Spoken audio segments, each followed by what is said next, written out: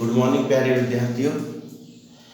आज की इस वीडियो क्लास में हम ईच एंड एवरी डिटरमिनर के बारे में पढ़ेंगे।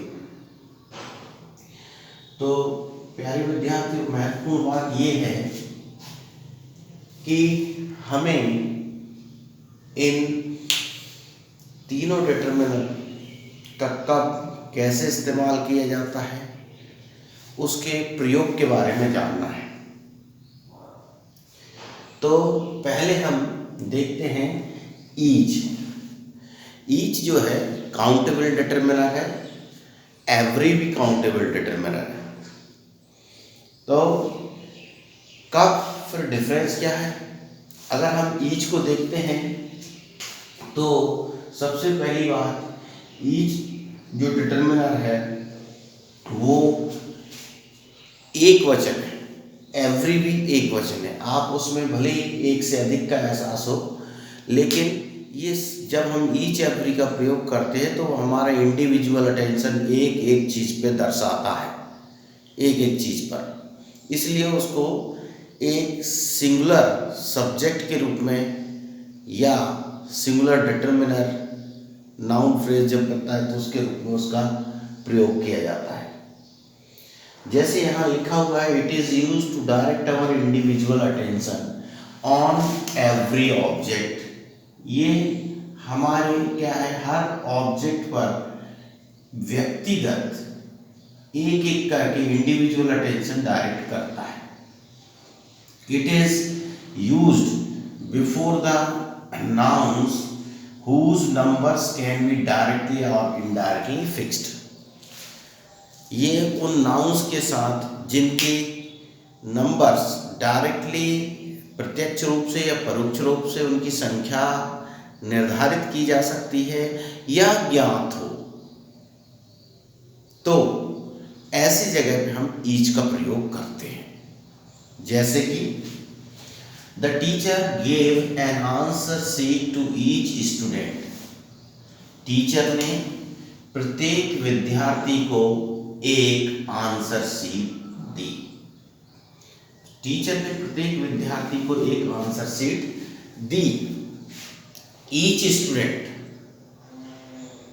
तो अब आप यहाँ संख्या तो नहीं बताई गई थी स्टूडेंट कितने हैं, परंतु इतना तो मालूम है कि टीचर ने के पास रूम में जो विद्यार्थी हैं उनकी संख्या, एक निर्धारित संख्या उनके पास होगी जिसको डायरेक्टली या इनडायरेक्टली जाना जा सकता है।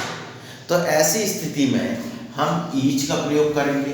दूसरी बात, इस बात पर भी ध्यान दीजिए कि ईच के साथ आने वाला नाउन सिंगुलर है, प्लूरल नाउन नहीं है। ईच और एवरी के साथ आने वाला नाउन सिंगुलर होगा, प्लूरल नहीं होगा। नहीं तो आप कई चाइल्ड जैसे शब्द होते तो ईच चाइल्ड और एवरी चिल्ड्रन ऐसे करते, एवरी चिल्ड्रन कभी नहीं होता, एवरी चाइल्ड ही होगा। Each student has filled the required details. तो ईच स्टूडेंट, अब यहाँ पर भी देख रहे हैं स्टूडेंट है, हैज हमने जो एक वचन के साथ जो क्रिया लगती है, हैज और हैव में से हैज लगती है तो हमने उसका हैज का प्रयोग किया। नीचे आप देख सकते हैं हमने कुछ लिखा हुआ है कौन कौन सी ईच और एवरी के साथ जहाँ सिंगुलर प्लूरल को लेके अंतर होता है तो कैसे उनमें परिवर्तन आएगा, वो नीचे हमने आपको अभी उस पर चर्चा करेंगे। एवरी काउंट जो है वो भी काउंटेबल है, पर इसमें ये होती है कि जो नाउन है या जो भी शब्द है नाउन है उसकी संख्या निर्धारित नहीं की जा सकती, यानी फिक्स नहीं किया जा सकता उसके नंबर को। कैसे? चलिए एक उदाहरण लेते हैं। She goes to Shiva temple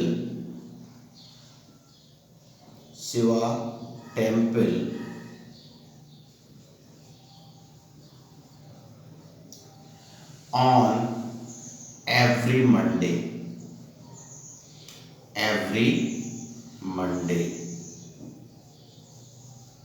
She goes to Shiva temple on every Monday.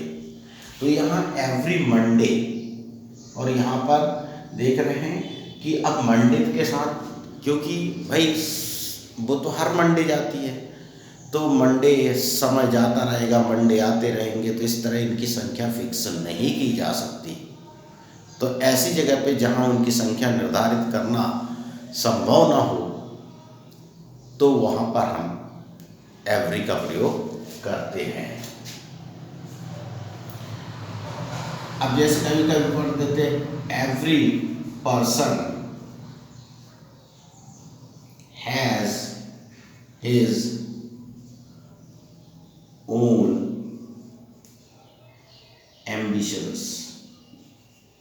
अगर आपके पास संख्या निर्धारित है, कुछ निर्धारित व्यक्तियों की बात कर रहे हैं, तो आप ईच लिखिए। और अगर सभी पूरे विश्व में या जितने लोग हैं या सभी की सामान्य रूप से बात करें सभी व्यक्तियों की, क्योंकि इनकी संख्या जो है वो ड्विंडल होती रहती है, सॉरी ड्विंडल तो नहीं, फ्लक्चुएट होती रहती है, तो ऐसी जगह पे हम क्या है एवरी का प्रयोग करते हैं, जिनकी संख्या फिक्स नहीं की जा सकती। अब रहा each and every. Both each and every are used in emphasized form to direct strict individual attention. Each और एवरी को क्या है एक साथ तब है जब प्रत्येक व्यक्ति पर individual strict individual attention direct करने वाली बात होती है, और साथ ही प्रत्येक चीज़ पर व्यक्तिगत ध्यान जो मतलब वजनदारी के साथ एम्फेसाइज्ड फॉर्म में, तब हम ईच एंड एवरी का स्टूडेंट प्रयोग करते हैं। जैसे each and every room of this hotel is well furnished.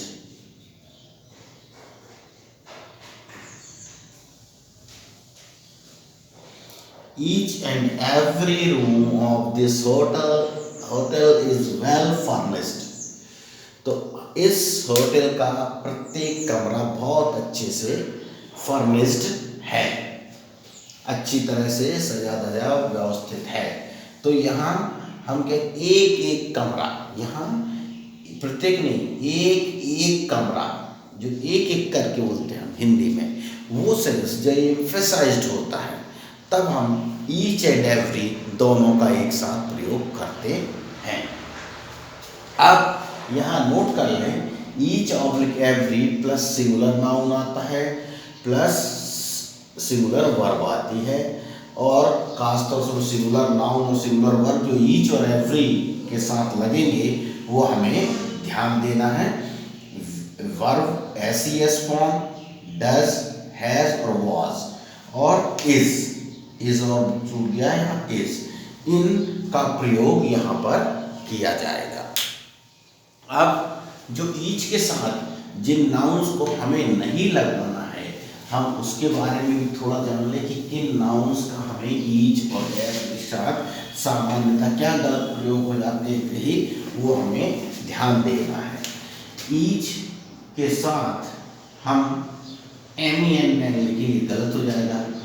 Every या ईच कोई भी हो, चाइल्ड की जगह अगर हम चिल्ड्रन लिखें तो ये क्या है, ये यूज गलत है, ये क्या है गलत यूज है। यहाँ क्या होगा MEN मैन होगा और यहाँ चाइल्ड होगा। कुछ लोग ऐसा भी बोलते हैं एवरी प्यूपिल, ये भी गलत है। एवरी प्यूपिल ये भी गलत है। यहाँ आप एवरी पर्सन लिखिए, एवरी पीपल ना लिखें। तो आज के इस वीडियो में इतना काफ़ी ईच एवरी के बारे में जो बेसिक बातें थी वो बता चुके हैं।